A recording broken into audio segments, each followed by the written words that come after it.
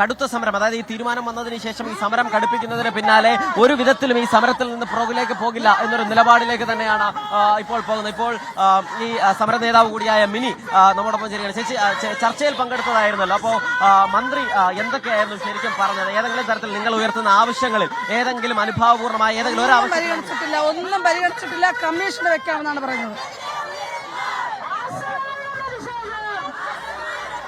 കമ്മീഷനെ വെക്കാം എന്നുള്ളത് മാത്രമാണ് പറഞ്ഞത് എന്നുള്ളതാണ് പറയുന്നത്. ഇപ്പോൾ ഈ നിരാഹാരം കിടക്കുന്ന ആശമാരെ ഇവിടേക്ക് എത്തുകയാണ്. ഈ സമരം കടുപ്പിക്കുന്നതിന്റെ ഭാഗമായി തലസ്ഥാന സെക്രട്ടേറിയറ്റിന് മുൻപിൽ നാടകീയമായ രംഗങ്ങൾ ഇവിടെ സാക്ഷിയാകുന്നു എന്നുള്ളതാണ്. കാരണം തീർത്തും അപ്രതീക്ഷിതമായിരുന്നു ഇത്തരത്തിലൊരു തീരുമാനം. സമാധാനപരമായി തുടർന്ന ഒരു സമരം, അതിനെ തുടർന്ന് വിളിച്ചൊരു ചർച്ച, മുൻപ് 2 തവണയും ഈ നിലയിൽ തന്നെ ചർച്ചയ്ക്ക് വിളിച്ചതാണ്. ആ ചർച്ചയ്ക്ക് വിളിച്ച സമയത്തൊക്കെയും ആ ചർച്ച പരാജയപ്പെട്ടെങ്കിലും മുദ്രാവാക്യങ്ങൾക്ക് അപ്പുറത്തേക്ക് പ്രതിഷേധം രേഖപ്പെടുത്തി കടുത്ത സമരത്തിലേക്ക് കടക്കും എന്നത് മാത്രമായിരുന്നു ഈ സമരക്കാർ അറിയിച്ചിരുന്നത്. അതിന് പിന്നാലെ ഇപ്പോൾ ഇത്തരത്തിൽ ഈ ചർച്ച പരാജയപ്പെട്ടതിന് പിന്നാലെ സെക്രട്ടേറിയറ്റ് പരിസരത്ത് ഇത്തരത്തിലൊരു നാടകീയമായ സമര നീക്കത്തിലേക്ക് പോലീസോ മറ്റ് സംവിധാനങ്ങളോ പ്രതീക്ഷിച്ചിരുന്നതല്ല എന്നുള്ളതാണ് പ്രധാനപ്പെട്ട കാര്യം. അതുകൊണ്ട് തന്നെ ഈ നിലവിൽ വലിയൊരു ഗതാഗത കുരുക്കുൾപ്പെടെ തലസ്ഥാന നഗരത്തിലേക്ക് ഉണ്ടായി വരുന്നതിന്റെ കാരണം ഈ അപ്രതീക്ഷിതമായ ആശമാരുടെ സമര നീക്കമാണ്. എന്തായാലും ഒരു കമ്മീഷനെ വെക്കാം, അതിൽ നിന്നും പഠിച്ചതിന് ശേഷം മറ്റു തീരുമാനങ്ങൾ എടുക്കാം എന്നുള്ളതാണ് ആശമാർക്ക് മുൻപിലേക്ക്, ഈ സമരക്കാർക്ക് മുൻപിലേക്ക് സർക്കാർ മുന്നോട്ട് വെച്ച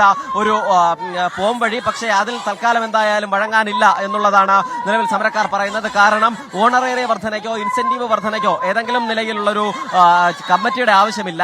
അതല്ലെങ്കിൽ സർക്കാരിനോട്, മന്ത്രിയോട് തങ്ങൾ തന്നെ പറഞ്ഞു ആദ്യം ഒരു 3000 രൂപയെങ്കിലും വർദ്ധിപ്പിക്കൂ, അതിനുശേഷമാകാം ഏതെങ്കിലും നിലയിലുള്ള ചർച്ചയും മറ്റ് പഠനവും ഒക്കെ എന്ന് പറഞ്ഞു. പക്ഷേ അതിന് നിലവിൽ കഴിയില്ല, മറ്റെല്ലാ സംഘടനകളും തങ്ങളോടൊപ്പം അനുകൂലിച്ച് നിൽക്കുന്നുണ്ടല്ലോ എന്നുള്ളതായിരുന്നു മന്ത്രി ചോദിച്ചത് എന്നുള്ളതാണ് പറയുന്നത്. അതുകൊണ്ട് തന്നെ സമരം കൂടുതൽ കടുപ്പിക്കുക എന്നുള്ളതല്ലാതെ മറ്റു വഴികളില്ല എന്നുള്ളതാണ് പറയുന്നത്. 53 ദിവസമായി ഈ രാപ്പകൽ സമരം ഇവിടെ തുടരുകയാണ്. അതിൽ തന്നെ 15 ദിവസം നിരാഹാരമാണ്. ഈ നിരാഹാര സമരത്തിനിടയിൽ തന്നെ ഈ നിരാഹാരം വരുന്ന ആശാ വർക്കേഴ്സ് പലതവണ ആശുപത്രിയിലേക്ക് എത്തി. നിങ്ങൾ സമരം ഇരിക്കുമ്പോൾ പോലും നിങ്ങളോട് അനുഭാവപൂർണ്ണമായ സമീപനമാണ് ഞങ്ങൾക്കുള്ളത്, ഞങ്ങൾ നിങ്ങളെ ശ്രദ്ധിക്കുന്നുണ്ട് എന്ന് യോഗത്തിനിടയിൽ ആരോഗ്യമന്ത്രി ആശാ വർക്കേഴ്സിനോട് പറഞ്ഞു എന്നുള്ളതാണ് ഈ സമരക്കാർ പറയുന്നത്. അതിന് അവർ നൽകിയ മറുപടി, അങ്ങനെയെങ്കിൽ പിന്നെ എന്തുകൊണ്ടാണ് നിങ്ങളൊരു ഡോക്ടറുടെ സേവനം പോലും ഇവിടേക്ക് എത്തിക്കാത്തത് എന്ന് ചോദിച്ചു.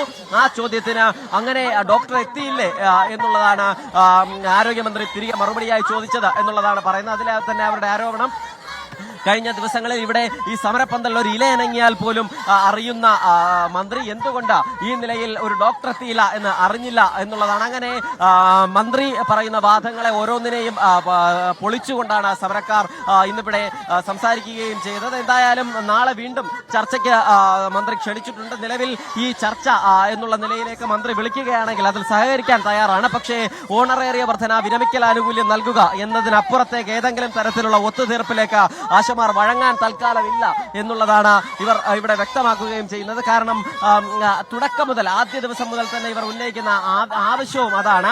ആ ആവശ്യം ആദ്യം പരിഗണിച്ചതിന് ശേഷം ഈ ആശമാരുടെ പ്രശ്നങ്ങൾ പരിഹരിക്കുന്നതൊക്കെ നല്ലത് തന്നെ, അതിന് കമ്മിറ്റി ഉണ്ടാകുന്നത് നല്ലത് തന്നെ. പക്ഷേ ഏതെങ്കിലും നിലയിൽ ഒരു സമരം അവസാനിപ്പിക്കണമെങ്കിൽ, ഒരു പോംവഴി വേണമെങ്കിൽ ആദ്യം ഇവരുടെ ഓണറേറിയ വർധന കാര്യങ്ങൾ പരിഗണിക്കണം എന്നുള്ളതാണ് പറയുകയും ചെയ്യുന്നത്.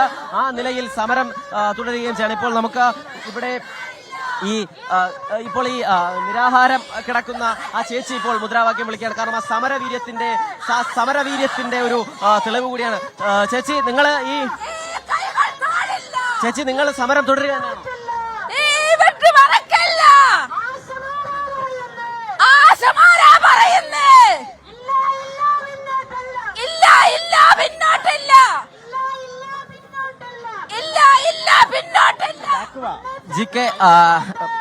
ജി കെ ഇവിടെ ഈ സമരവീര്യത്തിന്റെ ഒരു തെളിവ് എന്നുള്ള നിലയിൽ തന്നെ നമുക്ക് ഈ കാണാനും കഴിയും പ്രതിഷേധത്തെ.